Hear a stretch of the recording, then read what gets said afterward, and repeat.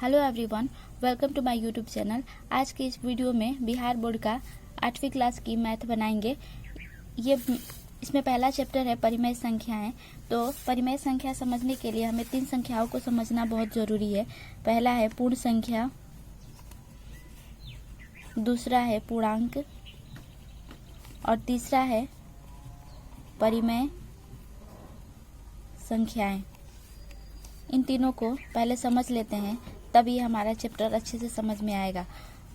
पूर्ण संख्या हो गई 0 से लेकर इन्फिनिट तक, ये हमारी हो गई पूर्ण संख्या। पूर्णांक हम कहते हैं जो संख्या बटे में लिखी जाती है, जैसे 2/3, 4/6, -2/3, ये हमारे हो गए पूर्णांक यानी कि इंटेजर। और ये हो गए हमारे होल नंबर।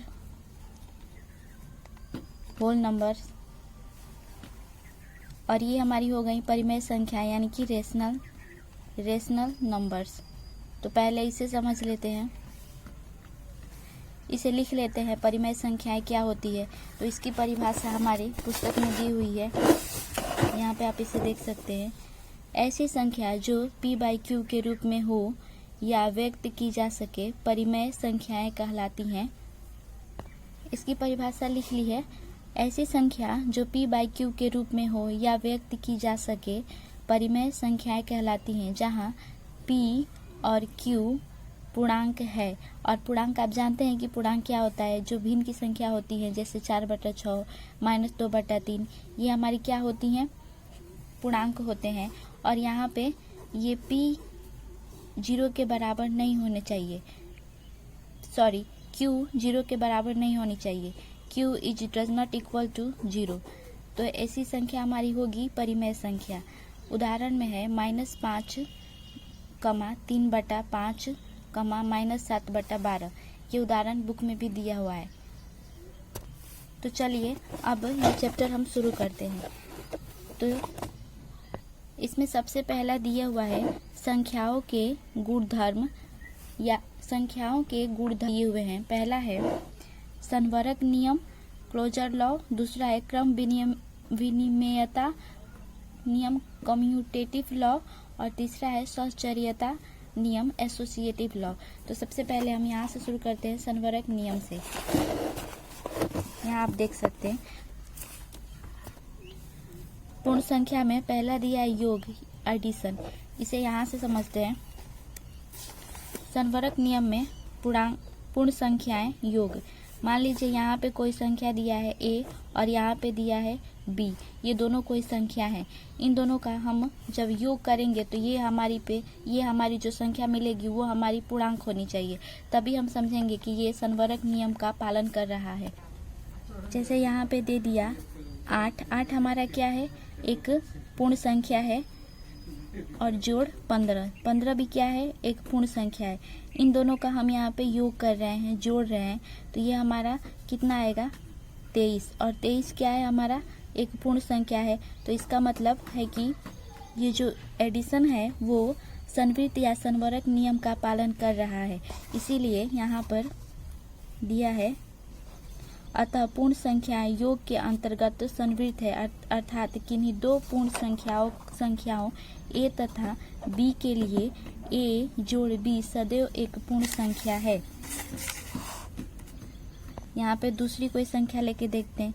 यहाँ पे ले लेते हैं 5 एक क्या है, पूर्ण संख्या है। और पूर्ण संख्या क्या होती है, हम जानते हैं पूर्ण संख्या जो 0 से लेकर इन्फिनिट तक पूर्ण संख्या होती है। तो इनके बीच कोई भी संख्या ले लें तो ये क्या हो गई, हमारी एक पूर्ण संख्या हो गई 5। यहाँ पे कोई और ले लेते हैं, मान लीजिए 30 ले लेते हैं। इनका हम योग करेंगे, जोड़ करेंगे तो ये हमारा कितना आएगा, 35। यानी कि यहाँ पे हमारा क्या आया, यहाँ पे हमारा फिर से क्या आया, एक पूर्ण संख्या आया। तो हम समझेंगे कि ये संवरक नियम का पालन कर रहा है। तो ये हमारा हो जाएगा a जोड़ b बराबर ab। अब आगे देखते हैं। अब अगला है हमारा व्यवकलन यानी कि सब्सट्रैक्शन। अब देखिए, अब अगला हम समझ लेते हैं व्यवकलन यानी कि सब्सट्रैक्शन। देखते हैं कि ये सब्सट्रैक्शन संवरक नियम का पालन करता है कि नहीं है। यहाँ पे देखिए कोई संख्या दिया है जो पूर्ण संख्या है 6 माइनस 4। 4 भी क्या है, एक पूर्ण संख्या है। यहाँ पे भी आप देख सकते हैं। इसे जब हम घटाव कर रहे हैं तो कितना आ रहा है, 2 आ रहा है। और ये क्या है, हमारा पूर्ण संख्या है। ये यहाँ पर तो हमारा आ रहा है,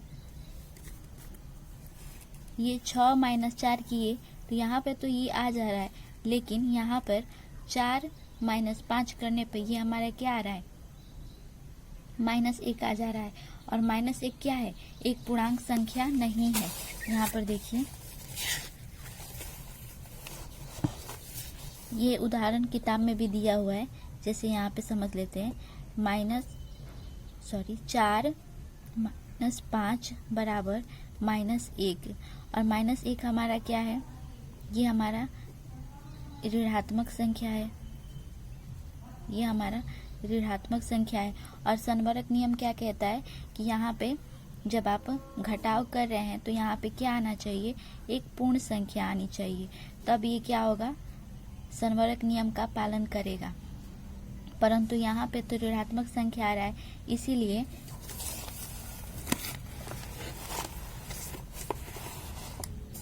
यहाँ पे भी देख सकते हैं 3 माइनस 7 करने पे ये हमारा आ जा रहा है -4। तो ये हमारा संवरक नियम का पालन नहीं कर रहा है, इसलिए लिखेंगे पूर्ण संख्या व्यवकलन के अंतर्गत संवृत नहीं है, क्योंकि हर बार हमें पूर्ण संख्या प्राप्त नहीं होती है। यानी कि यहाँ पे ये हमारी पूर्ण संख्या नहीं आ रही है। अब अगला देख लेते हैं गुणन, मल्टीप्लिकेशन। इसमें भी हम वही करेंगे, यहाँ पे ले लेंगे कोई पूर्ण संख्या। जैसे ले लिया हम पूर्ण संख्या 0, कोई पूर्ण संख्या 0 ले लिए और उसका हम गुणा किए किसी पूर्ण संख्या से, किसी दूसरे पूर्ण संख्या से, तो ये हमारा क्या आया, 0 आया। यानी कि ये भी एक पूर्णांक है, ये भी एक ये भी एक पूर्ण संख्या है, ये भी एक पूर्ण संख्या है, और ये भी एक पूर्ण संख्या है। एक और ले लेते हैं, 3 गुणा 5। हम जानते हैं कि 3 पूर्ण संख्या है, 5 भी पूर्ण संख्या है। इन दोनों का गुणन करेंगे तो 5 या 15, ये हमारा आया पूर्ण संख्या। तो हम ये बोल सकते हैं। और यहाँ पे 2 गुणा 4 करेंगे तो ये हमारा आ जाएगा 8, ये हमारा आएगा 8। यानी कि फिर से क्या आया, पूर्ण संख्या आया। तो हम लिखेंगे अतः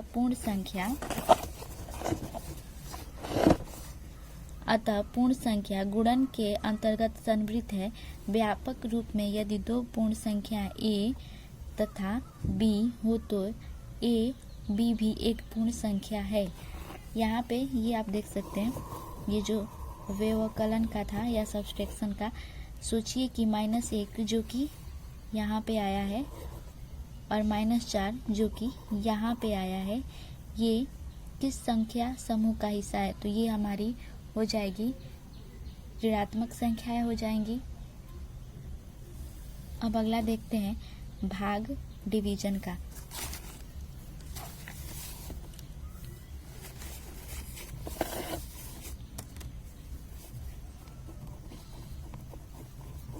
इसमें भी हम वही करेंगे।